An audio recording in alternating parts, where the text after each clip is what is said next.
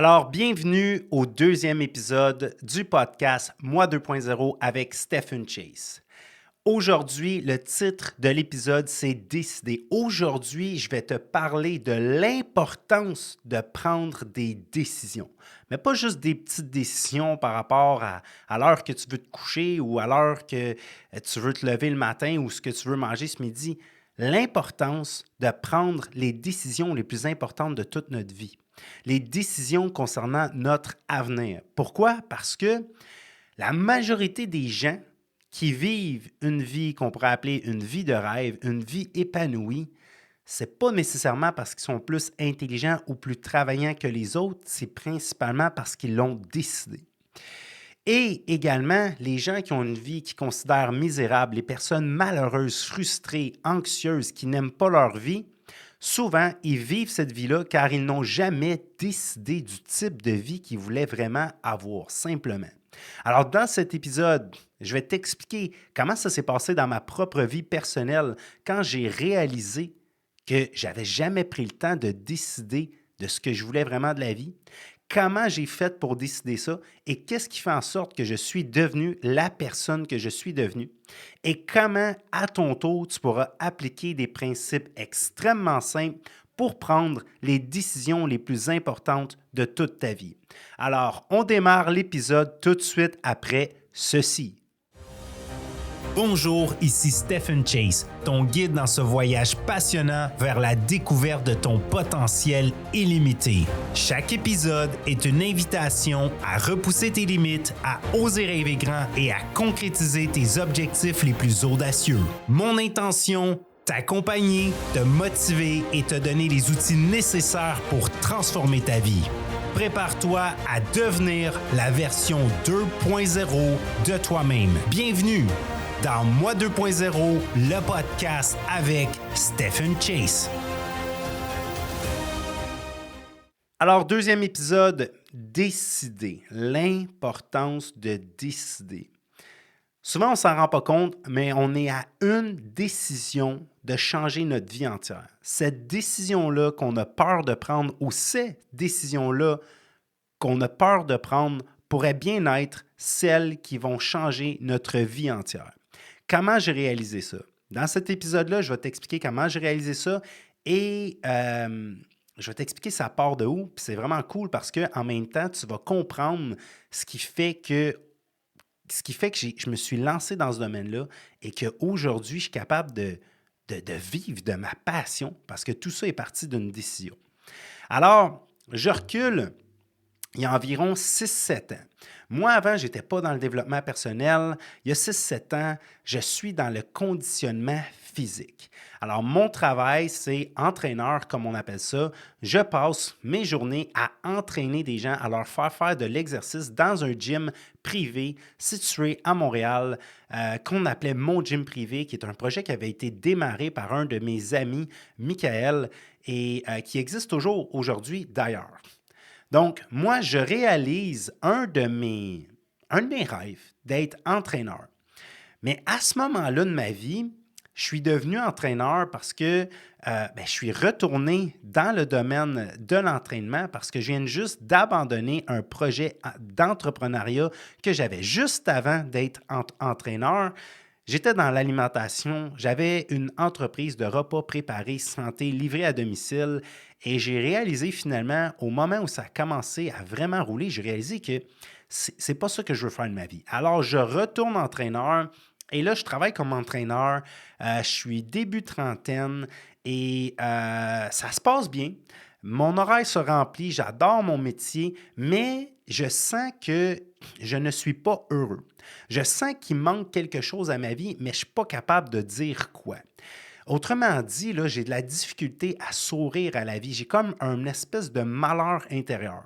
J'ai tout ce qu'il faut pour être heureux. À ce moment-là, j'ai ma femme Angie, une femme extraordinaire.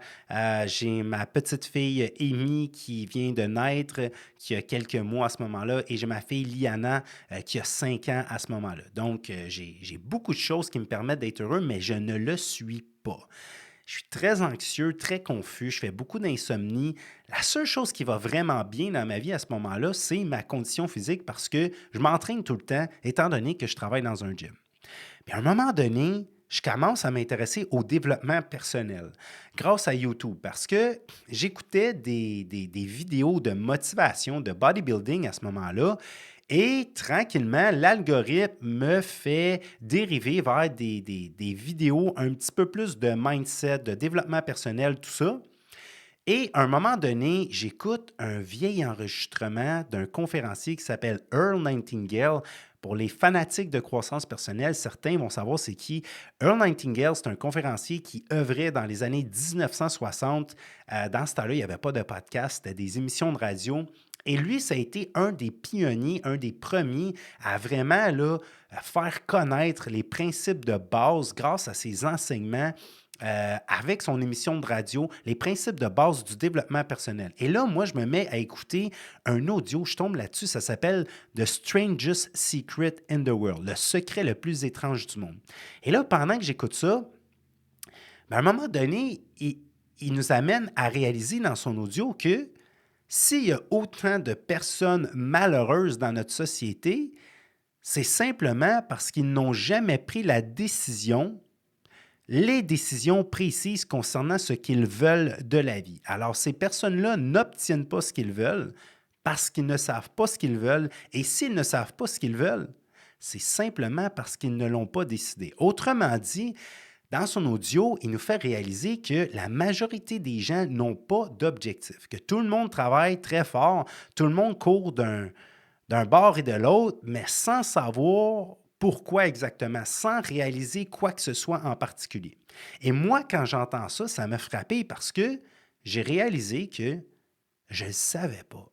J'ai réalisé qu'à ce moment-là, comme je t'ai dit tantôt, je suis début trentaine, mais j'ai jamais pris 5 minutes dans toute mon existence pour réfléchir et décider qu'est-ce que je veux vraiment de la vie. Mais qu'est-ce que je veux vraiment? La carrière que j'ai là, est-ce que c'est vraiment ça que je veux? Est-ce que je veux faire ça toute ma vie jusqu'à une potentielle retraite?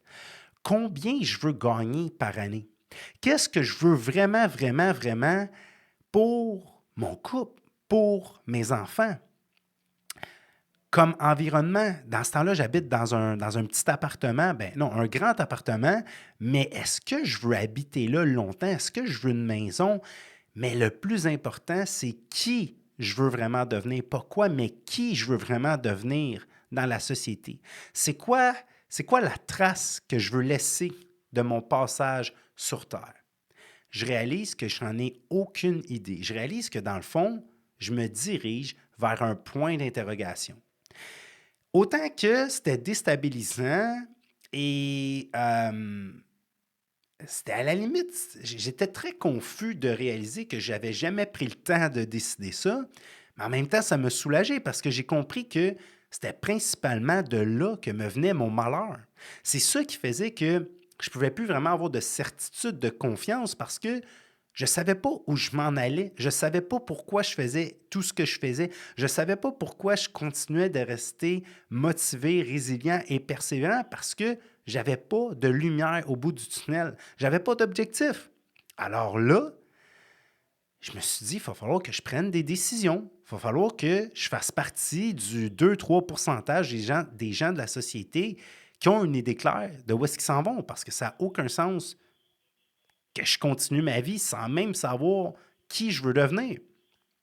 Donc là, je commence à m'intéresser de plus en plus au développement personnel. Je commence à travailler sur moi-même, à travailler mon positivisme, mon attitude, à essayer de faire des affirmations positives, à essayer d'être un peu plus discipliné, un peu plus structuré, un peu plus enthousiaste.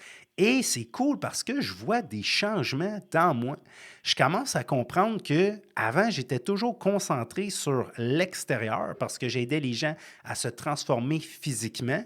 Mais là, je commence à comprendre que je peux changer la partie intérieure de moi-même, c'est-à-dire la partie non physique de ma personne. Il y a quelque chose qui est à l'intérieur de ce corps-là. Et quand on développe la faculté de changer cette partie non physique de notre personne, eh bien, on commence à avoir des résultats très intéressants dans toutes les sphères de notre vie. Là, je travaille sur moi, mais il va falloir que je prenne des décisions. Donc, je commence à décider de ce que je veux pour ma relation de couple, de ce que je veux pour mes enfants, du genre de personne que je veux devenir. Mais ça va être quoi mon futur but ultime? Ça va être quoi mon futur rêve? Je savais que ce n'était pas l'entraînement privé parce que l'entraînement privé, j'adore ça, je suis passionné de ça, mais je trouvais que ça devenait redondant. J'avais envie de quelque chose qui allait me challenger plus que ça. Et là, à un moment donné, il y a deux fils qui se touchent dans ma tête parce que je me dis, je pense que je viens de trouver. Ça va être le développement personnel. Je suis un fanatique du développement personnel. J'ai déjà le talent de motiver les gens pour prendre soin de leur santé physique. Et là, je pourrais transférer ce talent-là dans le développement personnel. Je regardais des conférenciers, je regardais des webinaires, je regardais des cours de croissance personnelle et je me suis dit, je veux faire ça.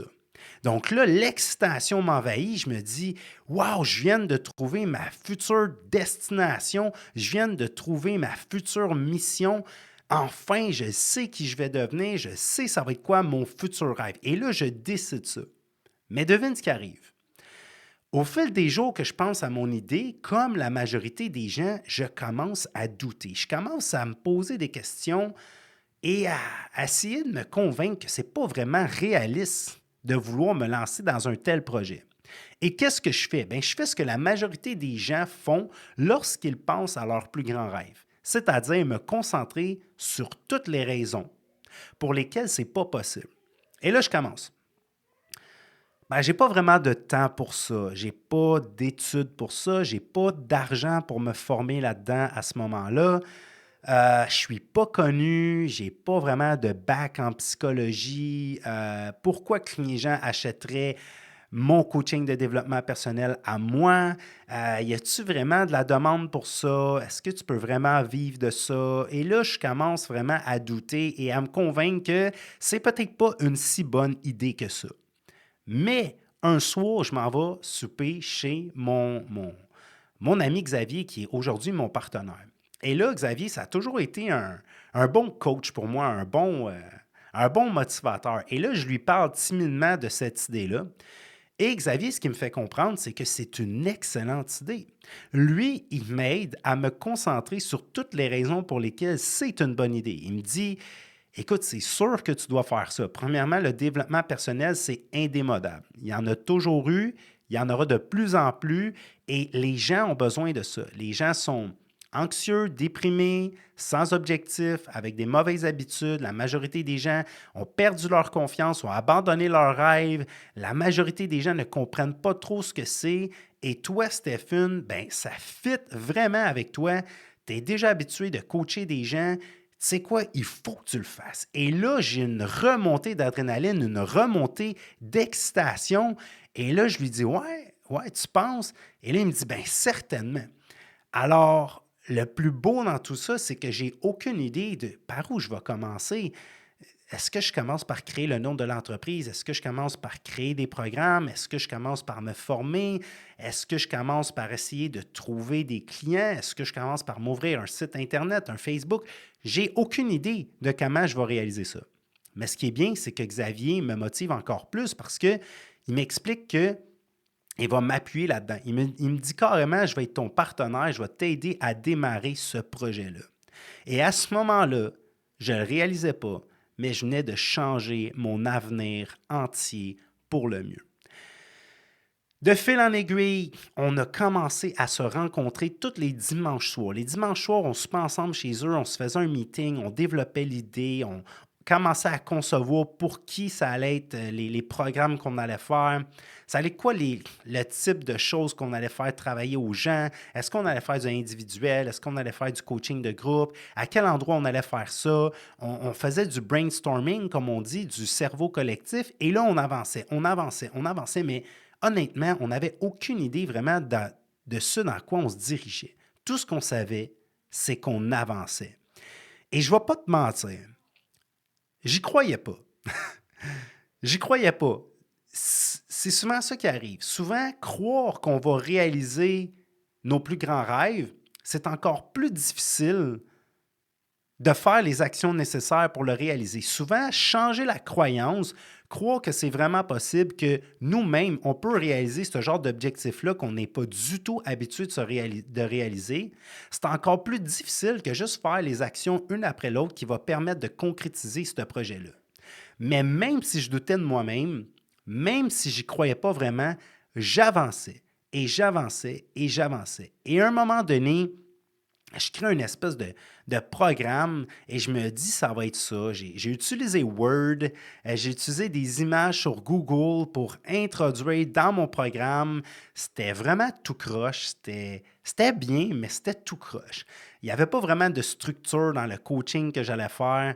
Ce qui m'a énormément aidé aussi, c'est que je suis allé suivre une formation de base en PNL. Je suis allé suivre une formation en art oratoire, en communication.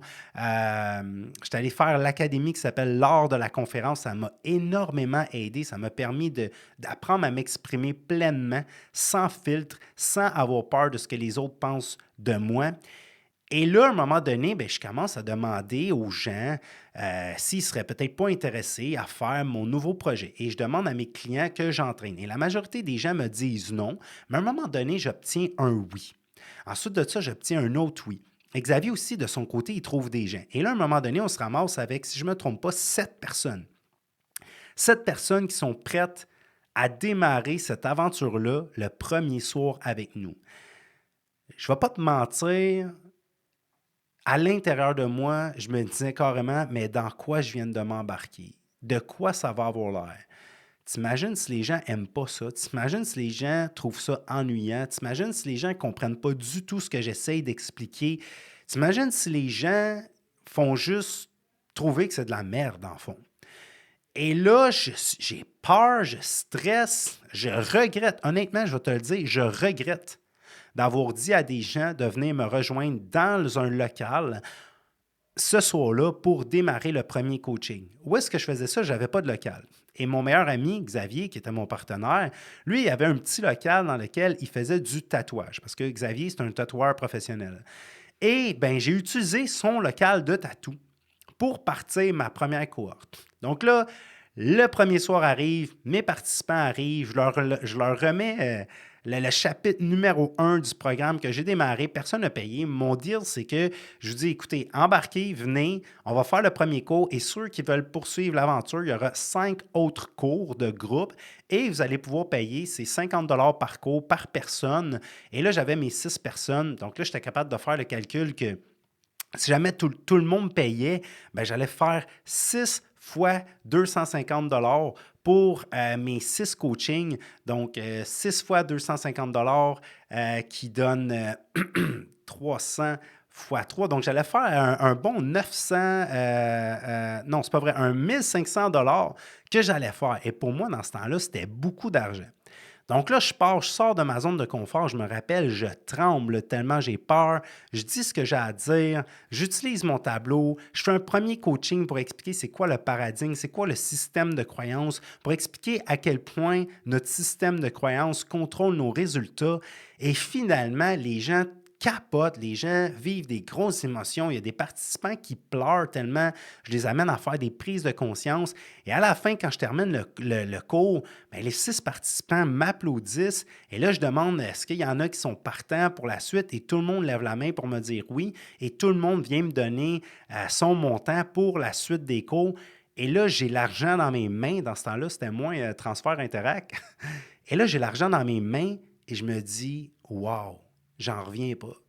C'est démarré pour vrai. J'avais cette idée-là de lancer mon propre coaching de développement personnel. Je ne savais pas du tout dans quoi je me lançais, mais j'ai pris la décision la plus inconfortable de toute ma vie. J'ai failli rebourser chemin, mais je suis allé jusqu'au bout. Et là, les gens me payent pour que je les coach à faire du développement personnel. Ça m'a tellement touché que j'avais le goût de pleurer. Mais je me suis retenu, je n'ai pas pleuré, mais j'avais les larmes aux yeux parce que c'était comme un rêve que je venais de réaliser, un rêve qui était inconcevable pour moi. Et c'est à partir de ce jour-là que c'est venu me valider que le développement personnel allait être ma prochaine destinée. À partir de ce jour-là, j'ai parti cette cohorte-là, les gens ont trippé, les gens Beaucoup de gens se sont transformés juste avec ce premier coaching-là. Ensuite, j'ai parti un autre cohorte, puis un autre, puis un autre, puis un autre. Ensuite, on a peaufiné nos programmes, on a créé des trucs vraiment beaucoup plus structurés, mieux faits, mais c'était toujours en présentiel. Ensuite de ça est arrivé tout ce qui était en lien avec le COVID. Alors, plus de rassemblements. C'était comme illégal au début, puis je ne savais pas du tout à quel point c'était tangible, toutes ces histoires de COVID-là.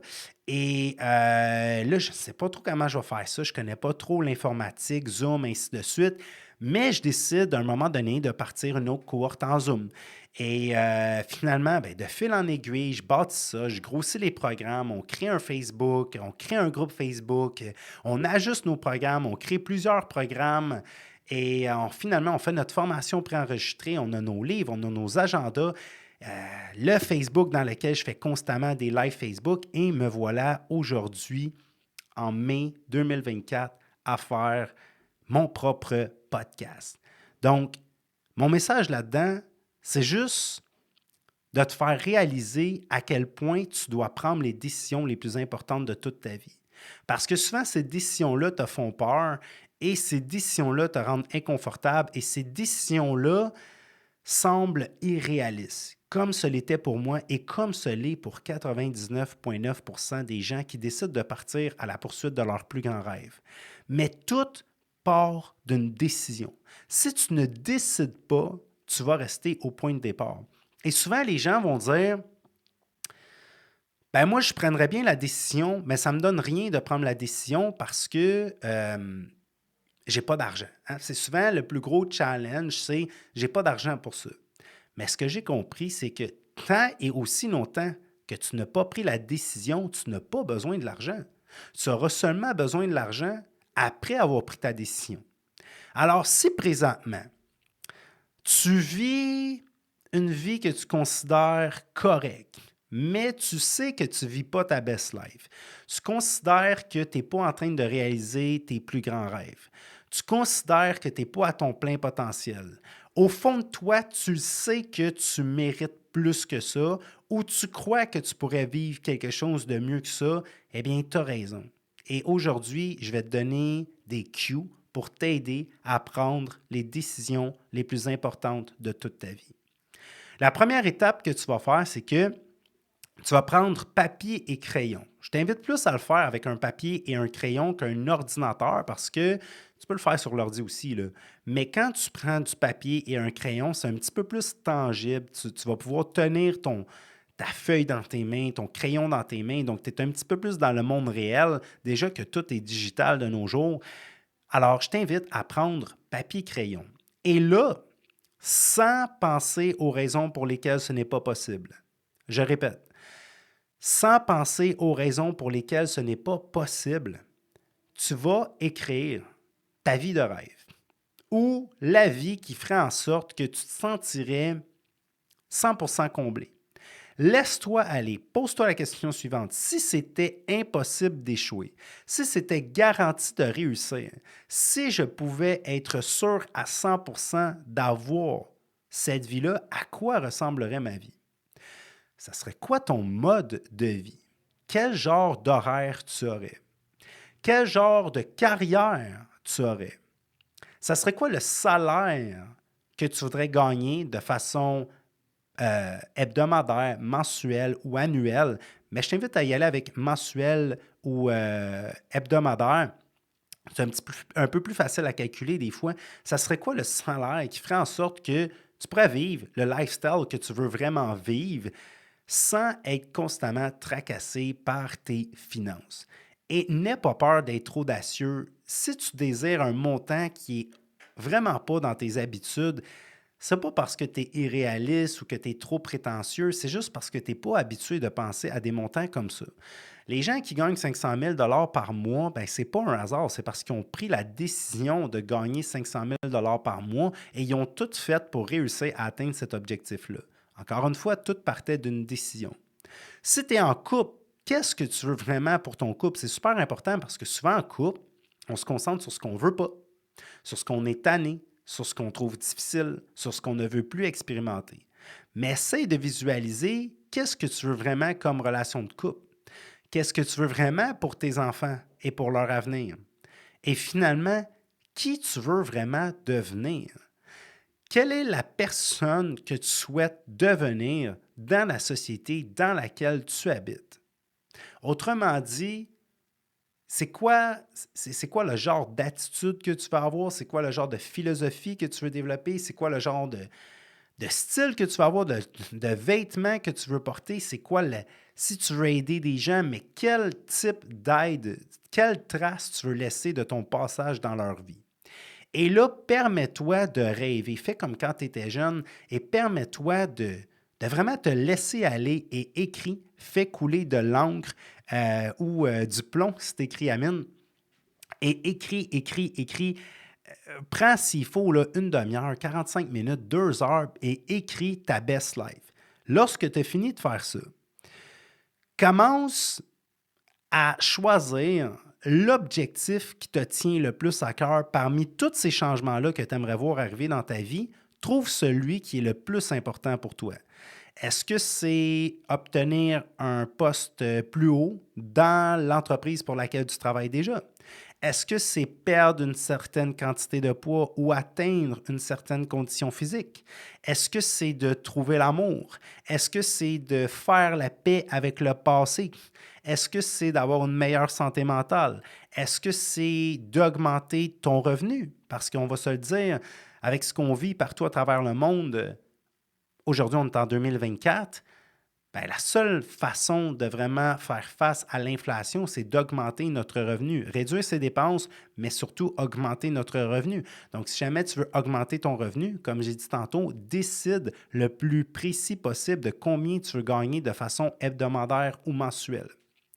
Lorsque tu as fait ton choix et tu as décidé cet objectif-là ou ce changement-là qui te tient le plus à cœur, tu vas te poser la question suivante, c'est quelles sont les 3 premières étapes qui pourraient m'aider à avancer dans cette direction-là?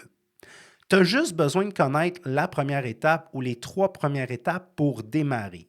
Et n'aie pas peur d'enclencher les 3 premières étapes, même si tu n'es pas au courant de ça va être quoi la 4e étape. Parce que j'utilise souvent cette métaphore-là. Imagine que dans le fond, ton objectif il est décomposé en 26 étapes, de A à Z.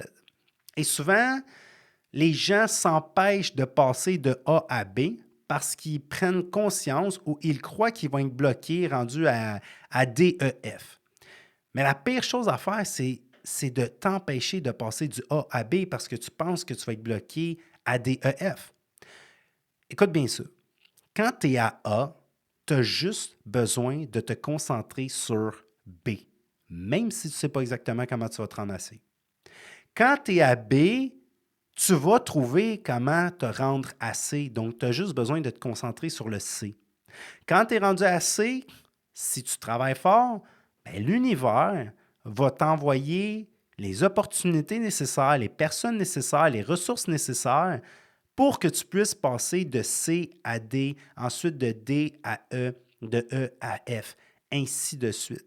Donc, ne jamais s'empêcher de démarrer un changement ou d'avancer sur un objectif parce qu'on ne sait pas c'est quoi la totalité du plan. Mais par contre, des fois, il y a même des objectifs où tu es capable d'avoir la totalité du plan. Aujourd'hui, grâce à l'intelligence artificielle, grâce à Internet, grâce à toute l'information auquel on a accès, des fois, tu peux avoir certains projets et tu peux carrément trouver le plan d'action détaillé qui va te permettre de réaliser ton gros objectif étape par étape. Alors, en ce moment, tu n'as aucune raison de passer de l'étape de A à B. Ça va être quoi la première étape? Peut-être que ça va être juste d'envoyer un courriel. Peut-être que ça va être juste de faire un téléphone. Peut-être que ça va être juste d'aller faire une marche de 10 minutes ou de faire 2 push-ups ou de t'inscrire au gym. Peut-être que c'est juste ça la première étape. Peut-être que la première étape, dans le fond, c'est juste de faire la paix avec ton passé. Peut-être que la première étape, c'est de commencer à visiter des maisons pour ta future maison ou simplement de commencer à regarder les logements à louer parce que tu souhaites déménager. Tout ce que tu as besoin de faire, c'est trouver la première étape. Alors, je récapitule. Pour les premières étapes pour donner une nouvelle direction à ta vie, c'est de décider des nouvelles directions. En prenant le temps de décrire de façon le plus détaillée possible ce qui représente la vie qui te rendra vraiment heureux ou heureuse et qui fera en sorte que tu te sentiras 100% ou 90% comblé. Deuxième étape, tu vas choisir parmi tous ces désirs-là, tous ces objectifs-là ou tous ces changements-là, quel est le changement que tu souhaites voir arriver au cours des prochaines semaines ou au cours des prochains mois. Choisis pas quelque chose qui est trop loin parce que quand c'est trop loin, c'est démotivant. Quand c'est trop proche, des fois, un délai peut être irréaliste et trop proche, mais si le délai il est trop loin, bien, à un moment donné, on ne se comporte pas de la même manière quand c'est trop loin. On n'a pas de sentiment d'urgence. Donc, souvent, on a tendance à abandonner ou à trop procrastiner parce qu'on a l'impression que c'est trop loin. Alors, fixe-toi un objectif que tu pourras atteindre d'ici 1 à 6 mois. Et troisième étape, bien, écris les 3 premières étapes simples qui te coûteront fort probablement 0 $. Okay? Si ton projet comporte des étapes où tu auras besoin d'argent, bien, le truc, c'est juste de te rendre le plus loin possible dans toutes les étapes qui n'ont pas besoin d'argent. Et fort probablement que si tu te retrouves bloqué à l'étape où tu auras besoin d'argent et tu as tout accompli les étapes où tu n'auras pas besoin d'argent, rendu là, tu vas trouver l'argent, la vie va te l'envoyer.